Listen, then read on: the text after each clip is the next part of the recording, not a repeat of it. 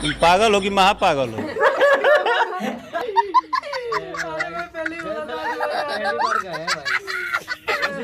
Hello दोस्तों, नमस्कार, प्रणाम। कैसे उम्मीद करते हैं अच्छे होंगे। तो आज वीडियो एकदम गजब का होने वाला, धमाका होने वाला। वीडियो को स्किप मत करना, क्योंकि आज हम आरती नीज और क्रेजी नंबर और राकेश मिश्रा तीनों को मिक्स करके लाए हैं कि आदि इतना मजेदार वीडियो है ना कि वीडियो को स्किप मत करना। बहुत मजा आने वाला है वीडियो में। तो एक बात और वीडियो में एक और बात बोलना चाहते हैं, अगर वीडियो पे नए हैं तो वीडियो को सब्सक्राइब कर लीजिए ताकि हमारा वीडियो अब तक पहुंचते रहे। चलिए वीडियो को स्टार्ट करते हैं। फिर तुमको गंवाने लगेंगे। बिल्कुल बिल्कुल गाना याद बा। आगा आगा बाघावा रथवा के खींचे। बस भैया बस। ए राकेश भैया, तारा से रिक्वेस्ट करो तनी कि भैया जी कह दनु कि गाना ना गावे के। सारा एगो कौओ रहित नु तो उ इनकरा से अच्छा गाना गाई ना। मर्दे इतना अच्छा गाना के इतना खराब तरीका से गावल जाला कहीं। रथवा के खींचे। ए मनीष अभी और मजा आने वाला है। आगे देखो, पहले आगे खून निकल जाओ। तो भाई लोग वीडियो स्टार्ट करे से पहले तो हम लोग से एगो बहुत ही इंपॉर्टेंट बात कहल चाहते नहीं यार। हमारे लड़का का बर्थडे रहा तो हम लोग का पता हुई। तो भाई लोग ओकर हम ब्लॉग बना कर डाले बनी। बहुत आदमी अभी तक नहीं देख ले तो डिस्क्रिप्शन में लिंक पर एक बार जरूर जाके वो ब्लॉग के देखिए लो। बहुत ही इंटरटेन कर ले बन जाओ। और हमारे बेटा का फर्स्ट बर्थडे है, 1 ईयर्स का हो गए। तो डिस्क्रिप्शन में लिंक पर एक बार जरूर जाके देखिए लो। और ये जो हम वीडियो बनावत नहीं मनीष भैया के ऊपर भाई लोग बस इंटरटेनमेंट पर्पज खातिर बनावत नहीं केहू अपना दिल बना ली। बस वीडियो तो उनका शुरू से अंत तक देख लो, बहुत मजा आवेला बा। आरती न्यूज में स्वागत है। इस वक्त का बड़ी खबर बता रहे हैं, कैमरा में लगातार फोकस करें। हाँ, यह डायलॉग के वजह से भैया सब आदमी तारा का गरियावत मतलब सब आदमी तारा के चिन्हत आवे। कैमरामैन फोकस कीजिए। सूत्रों के हवाले से पता चला है। हमारी समझ में नहीं कि सूत्रों के हवाले कौन चीज होला। अरे सूत्रों से पता चला है, सूत्रों के अनुसार पता चला है। ई बात सही बनू ये तरी पूछे के चाहिए। तो भैया जी कहत रहे मतलब भैया जी के फेवरेट डायलॉग हवे, कैमरामैन फोकस कीजिए, लगातार फोकस कीजिए। और सूत्रों के हवाले से पता चला है। कोई चल जी हनु तो 4-5 गो गांव के आदमी जुड़ जाला, समझ लो। अगर छापरा में जाके न्यूज रिपोर्टिंग करिए तो घटना देखो ये कौन इंटरव्यू और रिपोर्टिंग हवे रे। तो इस वक्त का बड़ी खबर बता रहे हैं, कैमरा में लगातार फोकस करें। लगातार फोकस कीजिए। आज ही हमारे लॉन्च पर फोकस करिए आदमी। मतलब तो वो कैमरा में कितना नॉलेज रहेला भैया जी कि कहाँ फोकस करे के बा, कहाँ फोकस नहीं करे के। कैमरा में इतना चूतिया नहीं कसन कि तू जाके कोनो से अगर इंटरव्यू लेत रह तो दोनों जना का फ्रेम में ना उठाइए, ठीक नु। वो दोनों आदमी का फोकस में लेके उठाइए सन। तारा बार बार कहल का जरूरी रहेला कि कैमरा फोकस कीजिए, फोकस कीजिए, फोकस कीजिए। कहियो तू फोकस के चक्कर में फक मत कर दिया। अभी अभी पहुंच रहे हैं एयरपोर्ट से पटना। क्या बधाई दीजिएगा, आज पहुंचे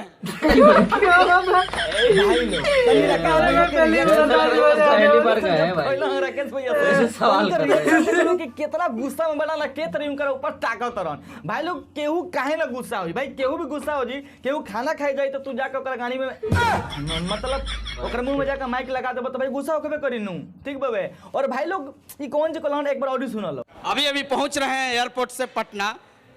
क्या बधाई दीजिएगा, आज पहुंचे सुन लो कि मतलब कौन सी बधाई देवे जाइबा। अरे यार बधाई देवे खातिर कोनो तो रीजन रहे के चाहिए नु।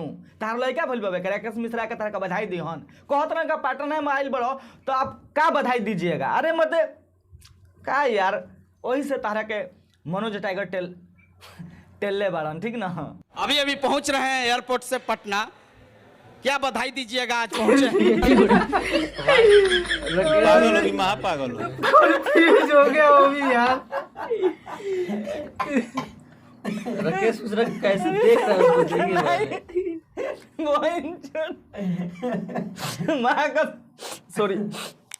सॉरी भाई लोग, अब ना समझ लो।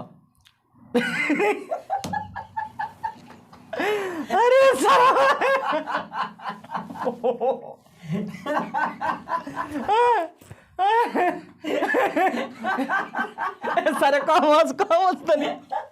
अरे कैमरामैन फिर एक लगाई लगा ठीक बा। तुम पागल हो कि महापागल हो?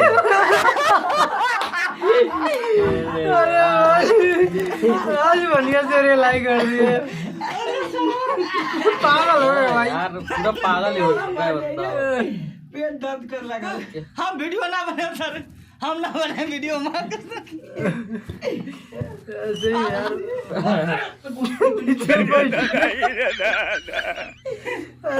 सारा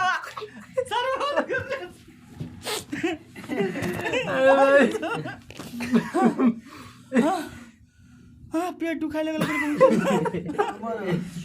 सर भाई कौन सवाल है मां का सब कहाँ से दिमाग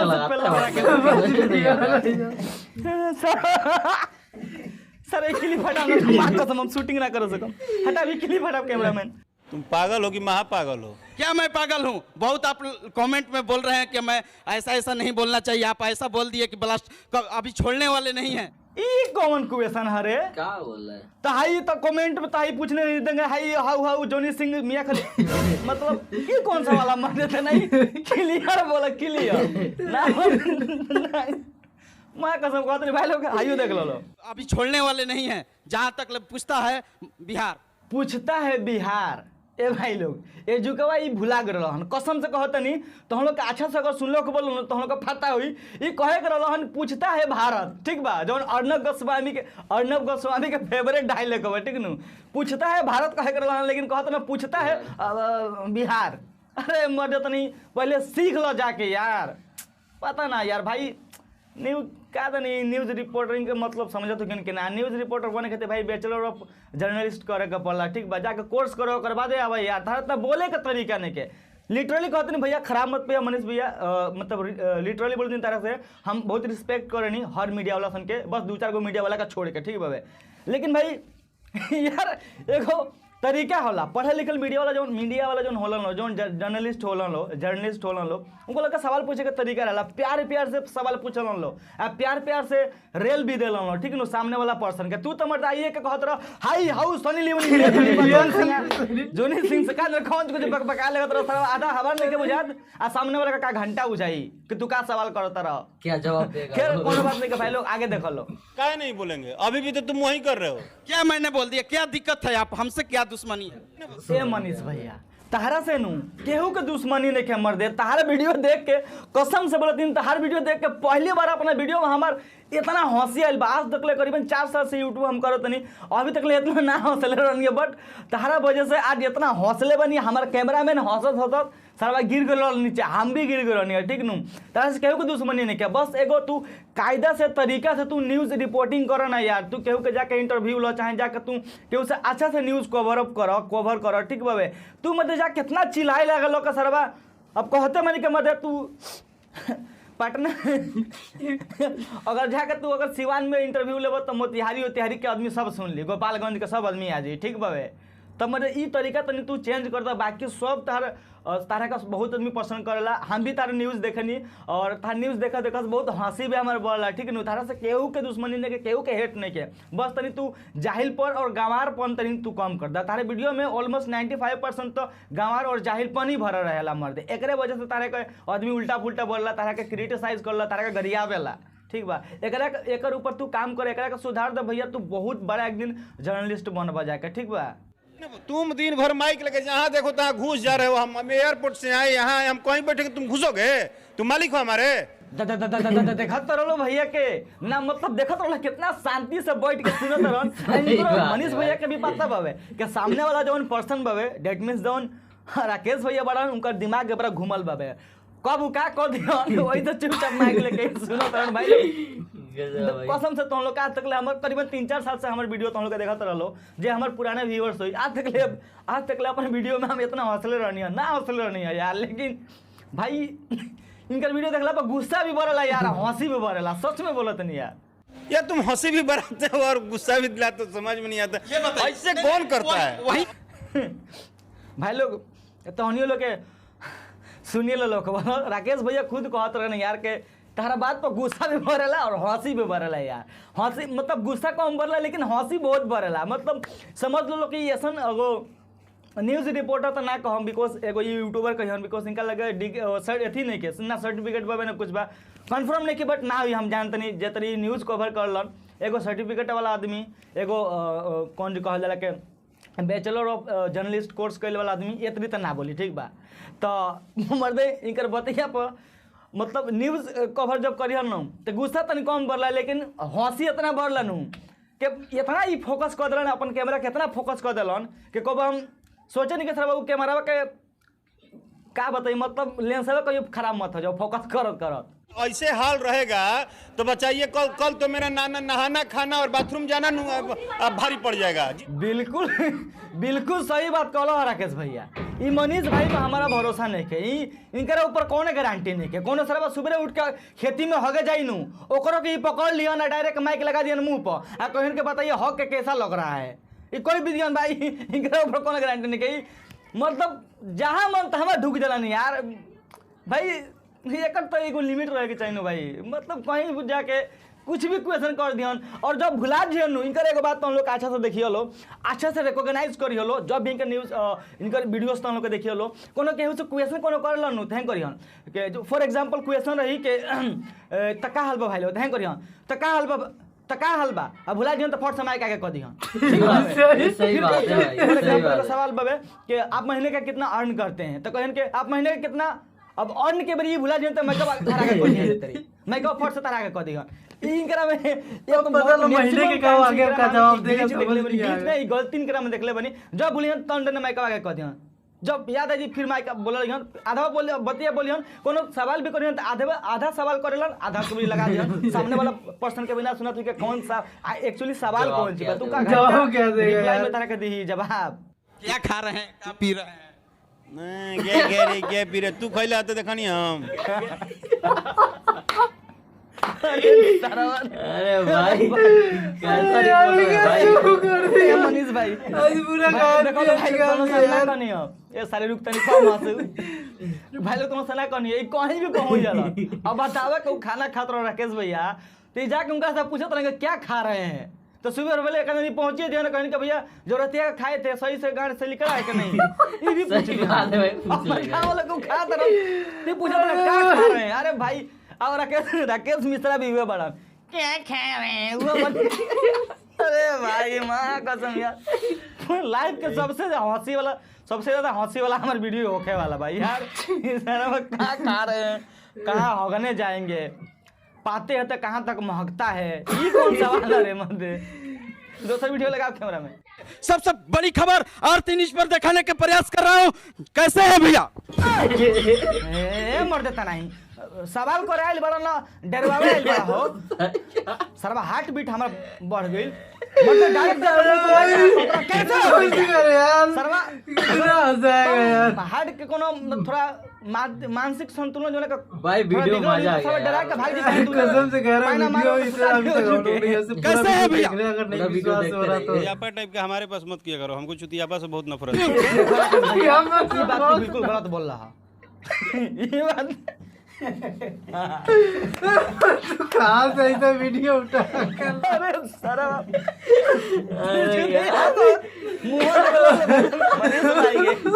यार पहले बना आराम से पहली बार इतना हंसा यार। कहा रे हंसे वाला कंपटीशन में आयल बन लगा था के हंसे का कंपटीशन में आयल बनी और सही यार। का जाने कोना का फॉल्ट पर आए। क्या दिक्कत हो गया? कोई दिक्कत नहीं है, हमको ये सब चुतियापा पसंद नहीं है। देखो राकेश भैया ये बात तू गलत कहला, एवरी काम सीरियस बने ठीक बाबे। अल्टीमेटली ना जितना भी न्यूज़ रिपोर्टर जितना भी जर्नलिस्ट बारन लो इनको लोग तो हम लोग के चैनल के तो हम लोग के वीडियोस के तो हम लोग के गाना के तो हम लोग के फिल्म्स के प्रमोशन कर लो। अल्टीमेटली अगर जाके तुम लोग से इंटरव्यू लिया तो हम लोग इनकर इंटरव्यू में कहबो लो कहाँ हमारे नया एगो गाना आइल बाबे गाना के नाम हाई हवे तनी मैंने गा के सुना दे बोलो। अगर जर्नलिस्ट जोन तार इंटरव्यू ले बकरा पर मिलियंस ऑफ व्यूज आई तो अल्टीमेटली प्रमोशन केकर होता है तार होता है बेनिफिट जर्नलिस्ट के भी होता है व्यूज आवता व्यूज इक्वल टू मनी ओकरा का पैसा मिलता प्लस तारो आदमी जाके एथी देखी तो ये बात थोड़ा गलत बोल रहा लेकिन राकेश मिश्रा भी का करी हनिया परेशान हो गया यार। इतना चिल्लाइए तो का लाना हमारे केहू के झांक जड़ के कोयला हो जाए। 6 महीना से लगातार खेसारी लाल यादव के घर बन रहा है। अच्छा तो तहर पता बाबा ना कि खेसारी लाल यादव के 6 महीना से घर बनता ठीक ना ए भाई लोग तने हाइयो वीडियो क्लिप देख लो करोड़ों के बनत चाचा जी को दिन तो कितना दिन काम लागल भाई 1.5 साल हो गए। देख ले लो ए जो चाचा साफ साफ बतावत रहन खेसारी लाल यादव के पिताजी साफ साफ बतावत रहन कि 1.5 साल से बनता ई जवन मनीष भैया बड़न जाके आना धुन कुछ भी पेल देत रहन यार न्यूज में सारा कुछ समझ में नहीं कहती कहत ना 6 महीना से बनता है खेसारी लाल यादव जी के जवन बाबूजी बड़न कहत रहन कि 1.5 साल से घर बनता बतावो लो। इस वक्त हमारे साथ खेसारी लाल यादव के पिताजी हैं मंगरू लाल चाचा जी, सबसे पहले आरती न्यूज में आपका स्वागत। धन्यवाद। धन्यवाद कह देनी कि सब पंच के जितना देखे वाला बड़ा सबके आशीर्वाद देता नहीं। तू आइल बड़ो, काल्हो आई रहलो, काल्हो सब ले गइल, एक बार आइल बड़ो आशीर्वाद लेवे, चलो आशीर्वाद देता नहीं। माई के नाव लो आ घरे जा, सोचलो बस सब पूरा हो जाए। अरे यार वो भी क्या कह दिया। मैं कसम कहता नहीं कम हो सारे कैमरामैन, कसम से कहता नहीं भाई लोग मुंह पर बेइज्जती मरले बनन खेसारी लाल के पिताजी मनीष भैया के मुंह पर बेइज्जती पूरा डायरेक्ट मार देलन। मतलब यार तू मतलब न्यूज कवर कर गई बड़न तो कहत रहन के मतलब जैसे कि अबू खेसारी लाल यादव के जौन यादव जी के जौन बाबूजी बड़न मंगरू लाल यादव शायद नाम हो, तो उनका से कहत रहन कि आरती न्यूज में सबसे पहले स्वागत बाबे। तो मान लो को भुला गल बड़न, का करें बेचारा एक दिन रोज रोज उनके घर पहुंच जी न्यूज कवर करे तो केहू के दिमाग खराब हो जी। तो चुपचाप एकदम बड़न ये कहत रहन के धन्यवाद बोलिए, तो कहत रहन के धन्यवाद कालू आई रहल हेबर आई रहल जा घरे एकदम आशीर्वाद दे फिर सब हो जी। मैं कसम रे भाई, अब फिर भी मर्दे इतना ही लो तो खोर बड़ा नु मर्दे इतना थे थोड़ बड़ा नु का कहे के देखो लो का और पूछले बारन। चाचा जी क लीटर दूध देवेले? यह 7 लीटर एक टाइम। खेसारी जी दूध खा ले कि नहीं? देखो मनीष भैया, यारो इंसान नहीं है क्या? सबसे पहले तो दूध खाइल ना जाला, दूध पियल जाला। भाई कहां तू बंगाली होबा का कि बंगालिया कहले से जोल खाबे दूध खाबो, ठीक नु? तो भाई दूध पियल जाला भाई, ठीक बा। खाए वाला सामान अलग होला, खाद्य पदार्थ अलग होला। क्लास 9-10 में हम पढ़ले रहनी। आ पिए वाला जौन लिक्विड सामान होला तो का पियल जाला। आ जौन तरह का बताई यार, इतना पढ़ा लिखा रहता तो इतना लड़वा का इलेक्ट्रॉन घूमता है मैंने। तो देखो लो भाई लोग, तो हम ये कॉल चाहम कि आज के वीडियो रहा बहुत ब्लास्ट, मतलब मनीष भैया के स्टाइल में सही बात है। बहुत ब्लास्ट रहा हवे। और तो हम लोग कैसा लगल कैसा ना कमेंट के जरूर बताइए हलो, ठीक बाबे। और ये वीडियो बस एगो मनोरंजन मजाक खातिर बनावल गए रहा, तो केहू भी अपना दिल पर ना ली। और मनीष भैया अगर तू ये वीडियो देखत रहो तो भाई बस भुला जियो, बस आदमी के इंटरटेन करे खातिर मतलब अपन ऑडियंस के बनले रहनी है। और जौन हम एगो दूगो बीच में बात करनी है भाई, ऑर्गेनिक बात करनी है, तो ओकरा पर तू ऑथेंटिक बात बबे तो ओकरा पर तू थोड़ा कोर करिया भाई।